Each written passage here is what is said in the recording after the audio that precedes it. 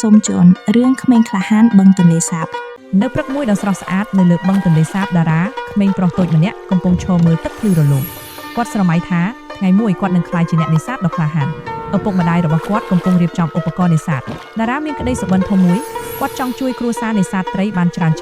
គាត់មើលទៅឆ្ងាយហើយញញឹមដោយក្តីសង្ឃឹមភ្លាមមេឃចាប់ផ្ដើមងងឹតខ្យល់បក់ខ្លាំងហើយរលកក៏ធំឡើងតារានិងឪពុកប្រញាប់ទាញសំណាញ់ក្នុងសំណាញ់មានកូនក្រពើតូចមួយកំពុងជាប់វាមើលតារាដោយភ្នែកភ័យខ្លាចតារាស្ទាក់ស្ទើរប៉ុន្តែចិត្តល្អរបស់គាត់ឈ្នះតារាបានដោះសំណាញ់ចេញយ៉ាងប្រុងប្រយ័ត្ន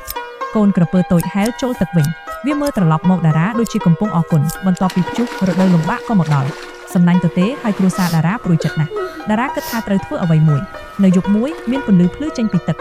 ម្ដាយក្រពើធំមួយបានបង្ហាញខ្លួននាងមកអរគុណតារាម្ដាយក្រពើនាំតារាទៅកន្លែងសម្ងាត់នៅទីនោះមានត្រីច្រើនមិនគួរឲ្យជឿតារានិងឪពុកសប្បាយចិត្តខ្លាំងណាស់គ្រួសារតារាត្រឡប់មកវិញជាមួយត្រីជាច្រើនអ្នកភូមិទាំងអស់សប្បាយរីករាយនិងអបអរសាទរតារាត្រូវបានសរសើរថាជាក្មេងក្លាហានចាប់ពីថ្ងៃនោះមកតារាក្លាយជាក្មេងប្រុសក្លាហានប្រចាំភូមិគាត់បានរៀនថាភាពក្លាហាននិងចិត្តល្អតែងតែទទួលរង្វាន់ហើយរឿងនេះត្រូវបាននិយាយតទៅជារៀងរហូត